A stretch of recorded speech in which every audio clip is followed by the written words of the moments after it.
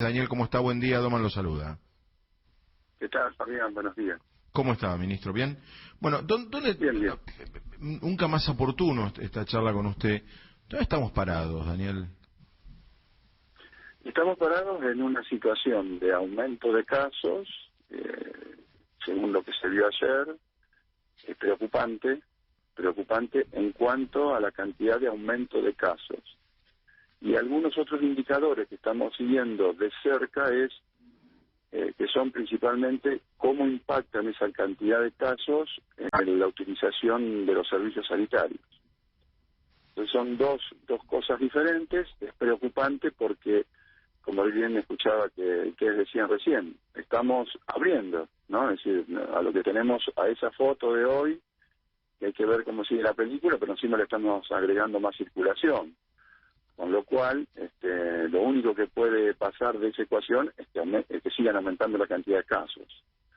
El tema es, por el otro lado, ver cómo impacta esa cantidad de casos en la utilización de los servicios de salud. Y en ese sentido, nosotros estamos viendo en esta última semana un crecimiento en estos últimos 7 días de la utilización de camas de terapia intensiva en cuanto a porcentajes de camas totales y en cuanto a números absolutos. Estamos viendo un crecimiento que no se condice con el enorme crecimiento de los casos en general, es decir, es menor el crecimiento en proporción, ¿no? Y para decirlo, para que se entienda un poquito, Sí.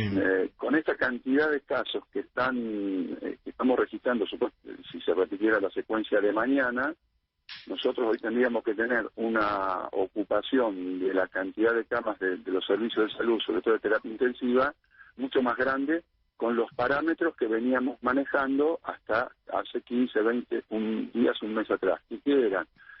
Eran dos principalmente. Que un porcentaje mucho mayor de los casos necesitaban terapia intensiva. En abril era el 12%. Sí. Ahora es el 2 y algo por ciento.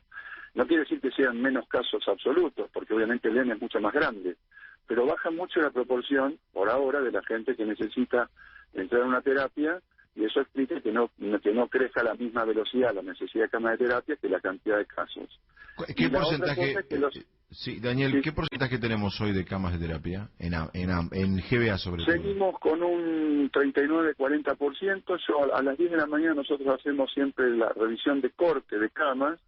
Hasta ahora venimos prácticamente igual que ayer, y en la última semana, en términos absolutos, necesitamos 100 camas más en una semana de terapia. Es decir, entre los que se fueron y entraron a la terapia, sí. hay 100 camas más de terapia. Tenemos una reserva todavía en el AMBA, que es lo que más miramos, porque el resto de la provincia Sí. está muy tranquila, está con un nivel de 30 y pico % de ocupación. En el AMBA, todavía nos quedan una reserva al día de hoy de 1.100 camas, que obviamente vamos a tener que ir, estamos en estos momentos aumentando su N. Pero, a ver...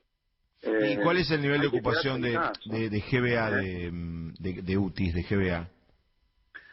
De GBA, estoy hablando perdón, yo cuando hablo de AMBA, hablo del AMBA de la GBA, ¿eh? ¿Por qué? Porque yo le digo AMBA, porque no solamente Gran Buenos Aires, también tomamos La Plata y Gran La Plata. Claro. Y todo lo que es los 35 partidos, que son 40, pero 5 han quedado fuera porque son más de tipo rural que tipo urbano. 35 partidos que es donde está la mayor concentración y donde tenemos el problema mayor, en caso de que el sistema empiece a tensionarse mucho, toma también el Gran La Plata. Yo digo el AMBA bonaerense. Ahí estamos con el 60%, porque en promedio, que se ve por los medios que se dice el 65%, es porque la ocupación de camas en la ciudad de Buenos Aires es mucho mayor, fundamentalmente en el sector privado, que es lo que Dicen que es 80, arriba de 80 en el ¿no? privado de Capital, Sí. eso dicen. Pero el Los promedio propios del AMBA terapistas. incluido Buenos Aires da 65, como se informa, nosotros estamos en 60. Bien, aclarado el tema camas, y usted muy bien ha explicado, gracias a Dios no hay un estrés en el sistema con respecto a la cantidad de positivos, y hemos bajado... Póngale la palabra, Fabián, todavía, todo el tiempo. Por eso ahora, Daniel, a la responsabilidad, eso tiene que ver con que puede ser dos razones, o porque los positivos es gente joven, sin comorbilidad, o porque la cepa esta o esta variable de este último mes y medio es menos virulenta?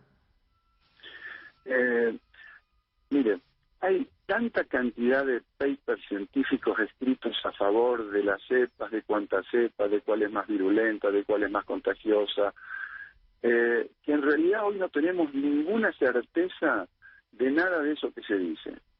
Hoy nos movemos con una realidad concreta, que es observar que el virus, el coronavirus que está dando vuelta en estos momentos, sea cual sea, si es una cepa distinta u otra, claramente está produciendo una mucha mayor cantidad de casos leves, a veces asintomáticos, que la gente ni consulta, o lo que llamamos los médicos oligosintomáticos, que es una sintomatología tan pobre que al otro día la gente se siente bien y tampoco consulta.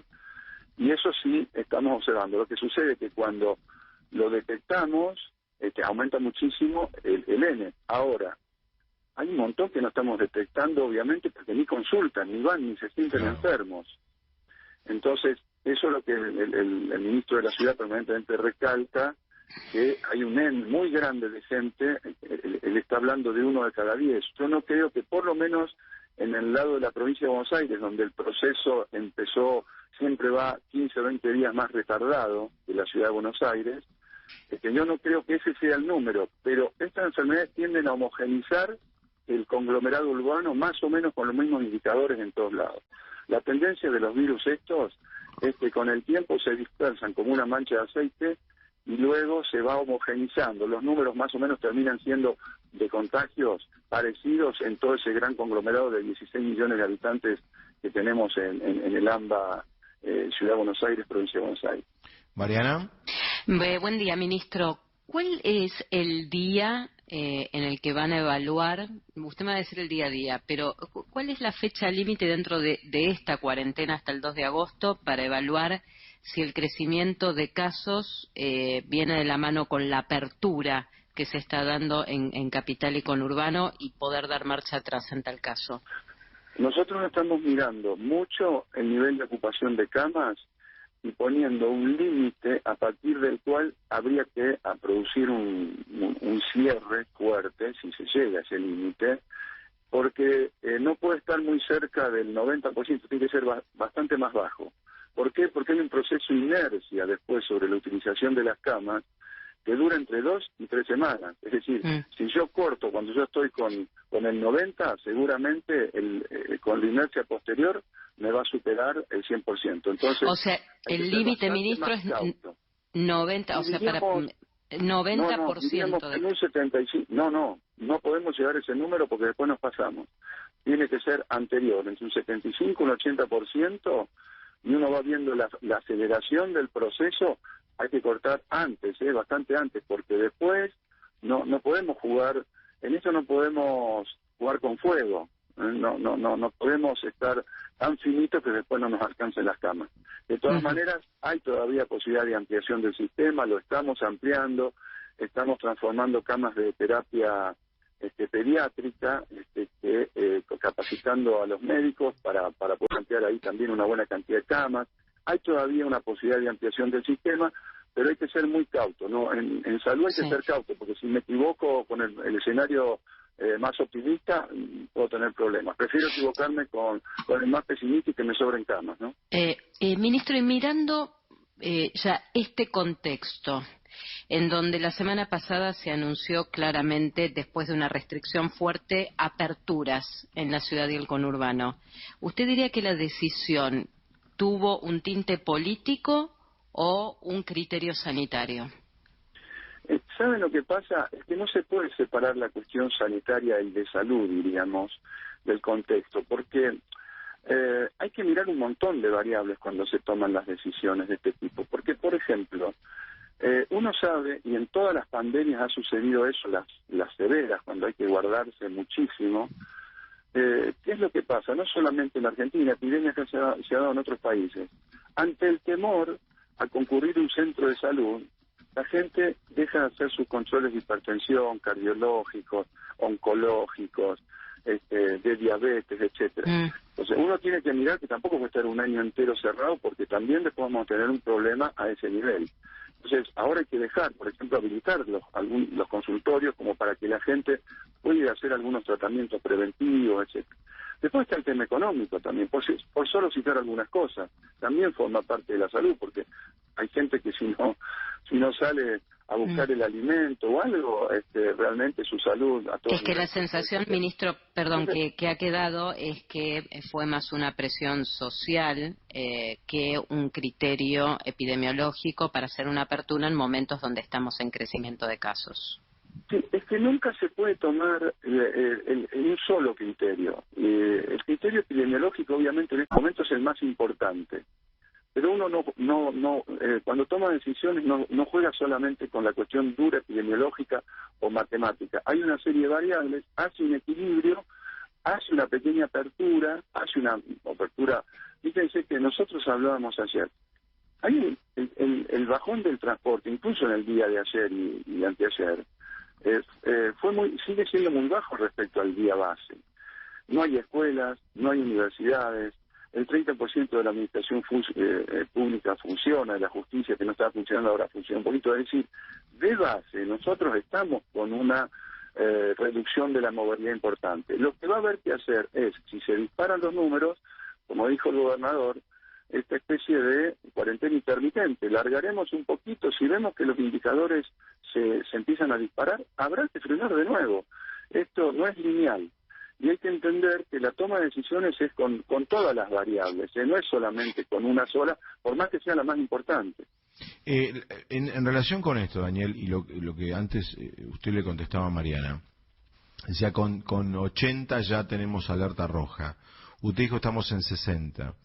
Si bien yo hice el cálculo y nos dio a entender que aumentó un uso de camas de 100 por semana. ¿Cuán lejos estamos del 80? A este ritmo podríamos estar mes y medio. Entonces hay tiempo para tomar una decisión. Si vemos que se dispara el ritmo y que ya no son 100 por semana, 105 por semana, sino que empiezan a ser 200, y en 15, en una semana, 10 días, hay que tomar una decisión. ¿Y qué es una decisión, Daniel? Y una decisión fuerte es volver a restringir hasta donde más se pueda la circulación de gente. Esto es, circula más gente, circula más virus. Menos gente, menos virus. Daniel, y aún así, uno nos dirá, bueno, sí, pero en plena cuarentena estamos viendo los casos aumentaron. Bueno, hay que ver qué hubiese pasado, hablando prácticamente. Sí. Claro, si en lugar de 3.000, ayer hubiésemos tenido 5.000 o 6.000. La última consulta. ¿Este es el pico de la pandemia? Qué pregunta, ¿no? Es que yo creo que nosotros, si este es el pico, fue un pico bajo porque lo estiramos en el tiempo. Hay que esperar un poco más, ir viendo cómo evoluciona. Yo no creo que este número que tuvimos ayer sea el último número a partir del cual empieza a bajar. Sinceramente, creo que vamos a tener todavía más casos. Si los casos siguen siendo mayoritariamente leves o asintomáticos, o sintomáticos que los descubrimos en algún procedimiento, detectar y todo, pero el problema no es el mismo que si son casos graves. Por eso hay que ir evaluando todo, pero no creo que estemos todavía en el pico. Daniel, como siempre, un abrazo y gracias. No, por favor. Buen día.